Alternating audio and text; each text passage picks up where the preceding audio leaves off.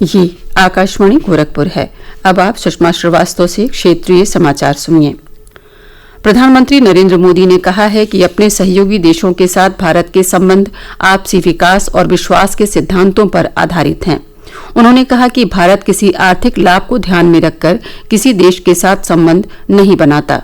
श्री मोदी आज मॉरिशस के प्रधानमंत्री प्रविंद जुगनाथ के साथ पोर्ट लुइस में वीडियो कॉन्फ्रेंसिंग के माध्यम से मॉरिशस के सुप्रीम कोर्ट के नए भवन के संयुक्त रूप से उद्घाटन के अवसर पर बोल रहे थे।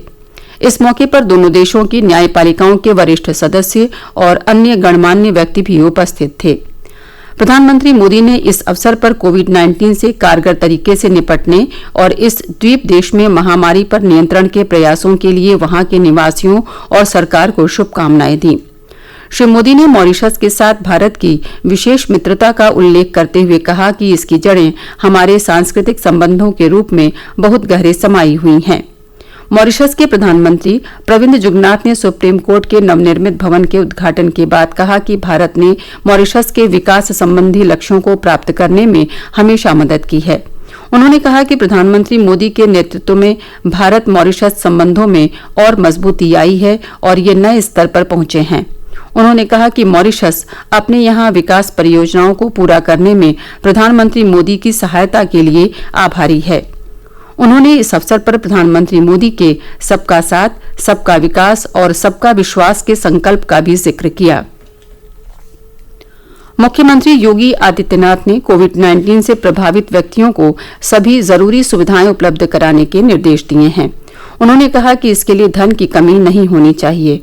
उन्होंने जनपदों में इसके लिए अतिरिक्त धनराशि उपलब्ध कराने के निर्देश देते हुए कहा कि 25 लाख से कम जनसंख्या वाले जनपदों में 3 करोड़ रुपए तथा 25 लाख से अधिक जनसंख्या वाले जिलों को 5 करोड़ रुपए उपलब्ध कराए जाएं। लखनऊ में आज एक उच्च स्तरीय बैठक में अनलॉक व्यवस्था की समीक्षा करते हुए उन्होंने कहा कि जनपद स्तर पर कोविड-19 की उपचार व्यवस्था को सुदृढ़ करने के लिए इस धनराशि का व्यय जिलाधिकारी, मुख्य चिकित्साधिकारी तथा मुख्य चिकित्साधिकारी की कमेटी की संस्तुति पर किया जाए। मुख्यमंत्री ने निर्देश दिए कि सभी कोविड अस्पतालों में मरीजों के लिए बिस्तर उपलब्ध होने चाहिए। उन्होंने चिकित्सालयों में ऑक्सीजन सहित सभी बुनियादी सुविधाएं सुनिश्चित करने के निर्देश दिए हैं। गृह मंत्रालय ने कोविड-19 के नियंत्रण क्षेत्रों से बाहर के इलाकों में गतिविधियों को बढ़ाने के लिए नए दिशा निर्देश जारी किए हैं। अनलॉक 3 के तहत 1 अगस्त से गतिविधियों को बढ़ाने की शुरुआत होगी। राज्यों और केंद्र शासित प्रदेशों तथा केंद्रीय मंत्रालयों और विभागों से प्राप्त जानकारी के आधार पर ये दिशा निर्देश जारी किए गए हैं। रात्रि में लोगों के आने जाने के प्रतिबंधों को हटा लिया जाएगा। 5 अगस्त से योग और जिम जैसे संस्थान खोले जा सकते हैं, लेकिन इनके लिए स्वास्थ्य मंत्रालय द्वारा जारी आवश्यक दिशा निर्देशों का पालन अनिवार्य होगा। स्वतंत्रता दिवस समारोहों को भी सुरक्षित दूरी बनाकर तथा स्वास्थ्य दिशा निर्देशों का पालन करते हुए मनाया जा सकता है। स्कूल, कॉलेज और कोचिंग संस्थाएं 31 अगस्त तक बंद रहेंगी। मेट्रो, रेल, सिनेमा हॉल, तरणताल, मनोरंजन पार्क, थिएटर और बार के अलावा अन्य गतिविधियों को कंटेनमेंट जोन के बाहर अनुमति होगी। राज्यों के बीच लोगों और सामान की आवाजाही पर कोई प्रतिबंध नहीं होगा। कोविड-19 महामारी से स्वस्थ होने वालों की संख्या 10 लाख से अधिक हो गई, जो एक बड़ी उपलब्धि है। स्वास्थ्य और परिवार कल्याण मंत्रालय ने कहा है कि देश में अब तक कुल 10,20,582 लोग इलाज के बाद ठीक हुए हैं, जिनमें से 32,553 लोग पिछले 24 घंटों में स्वस्थ हुए। इसके साथ ही स्वस्थ होने की दर बढ़कर 64.43% हो गई है। कोरोना महामारी की वजह से राष्ट्रीय मृत्यु दर भी घटकर 2.20% हो गई है। श्री राम जन्मभूमि तीर्थ क्षेत्र ट्रस्ट ने सभी राम भक्तों से भूमि पूजन के अवसर पर अयोध्या पहुंचने के लिए आतुर न होने का आग्रह किया है। ट्रस्ट ने भूमि पूजन का दूरदर्शन से सीधा प्रसारण घर से ही देखने का अनुरोध किया है।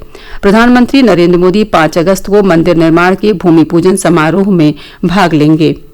अमेरिका में न्यूयॉर्क के टाइम्स स्क्वायर में 5 अगस्त को भगवान श्री राम की छवि और अयोध्या में बनने वाले भव्य राम मंदिर के डिजाइन की 3D इमेज विशालकाय बोर्ड पर दिखाई जाएगी। अयोध्या में इस दिन प्रधानमंत्री नरेंद्र मोदी श्री राम मंदिर के निर्माण के लिए भूमि पूजन करेंगे। आयोजकों ने इसे अपनी तरह का अनूठा और ऐतिहासिक आयोजन बताया है।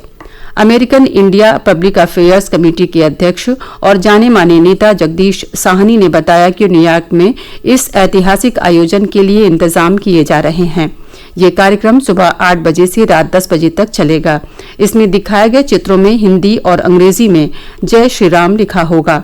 मंदिर के डिजाइन की 3D इमेज, भगवान राम के चित्र और भूमि पूजन के समय रखी जाने वाली शिला के चित्र भी दिखाए जाएंगे। इसके साथ ही क्षेत्रीय समाचारों का ये बुलेटिन समाप्त हुआ। नमस्कार।